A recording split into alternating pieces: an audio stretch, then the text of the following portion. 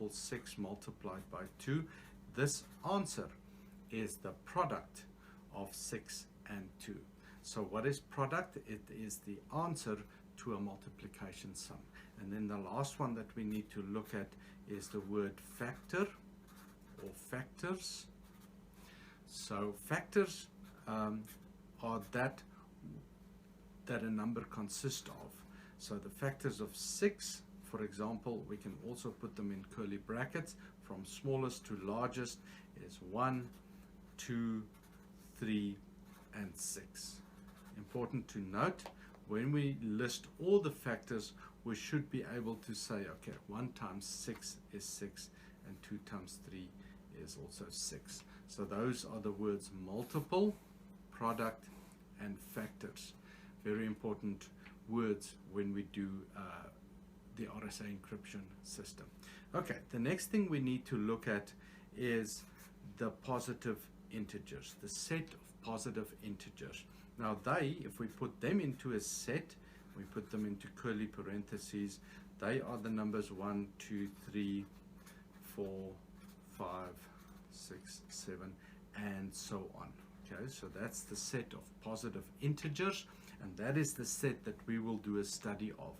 Now that set you can split up into 3 groups of numbers, and they each have a name, the groups of numbers. The first one is the unique number 1. It is almost just in a set of its own. Okay, so 1 has unique characteristics. For example, it only has one factor, namely itself, 1. So it is in a whole set of its own. Then we get to the interesting set of numbers called prime numbers. Now the numbers 2, 3, 5, 7, and so on are called prime numbers. You will recall that the definition for a prime number is such a number that has only 2 factors, namely 1 and itself. Very interesting set of numbers, and the RSA crypto system relies heavily on this unique characteristic of the set of prime numbers, and we will do a study of prime numbers. And then the other numbers, they have more factors than 2, and we call them composite numbers. They're not so important in the crypto system. We are going to be looking at the prime numbers, making a good study of the prime numbers. Okay, the next thing we need to just look at, make sure that we can remember that, is the matter of powers. Now, you will know that scientists, mathematicians use a short version for when we multiply a number by itself a certain number of times.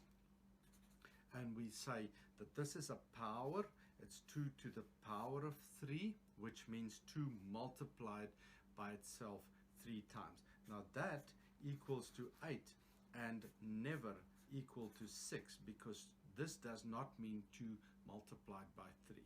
But I think you are well aware of this short version of writing a certain number of times that we multiply a number by itself. Be sure that you are happy and confident about the matter of powers. Okay, and then we will need to look at the rules for divisibility. Now the rules for divisibility are kind of easy, but we need to look at these rules and just make sure that we can do them, because constantly through the RSA crypto system we will be looking at a number and thinking what divides into that number. So I have a number here, 68,946 up here, and we will be checking whether these numbers divide into that big number. So just for interest's sake, I've taken the sum of the digits to be 33, and we will need them soon.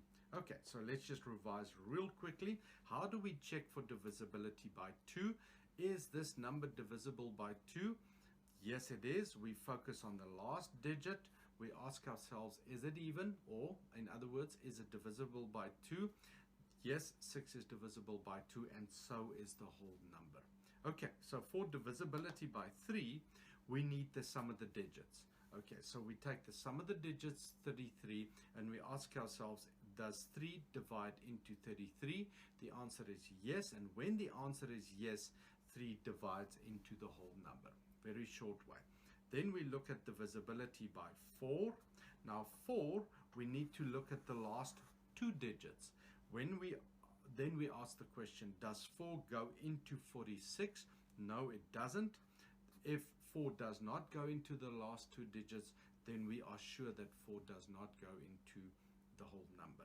Okay, then 5 is pretty easy. When we check for divisibility by 5, we again zoom in on the last digit. If it's a 0 or a 5, then the whole number divides by 5. This does not, so the whole number is not divisible by 5. Right, then 6. How do we check for divisibility by 6? We have to get a yes for divisibility by 2 and a yes for divisibility by 3. Then we get a yes immediately for divisibility by 6. And in this case, that is the truth. Right, very interesting. Divisibility by 8.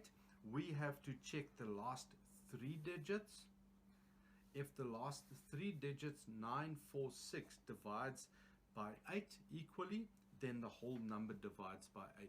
And if it doesn't, then the whole number does not divide by 8. So let's take 8, we divide it into 9, it goes in 1 time, we carry 1, 8 goes into 14, 1 time we carry 6, 8 does not go into 66, and so this whole number does not divide by 8 equally.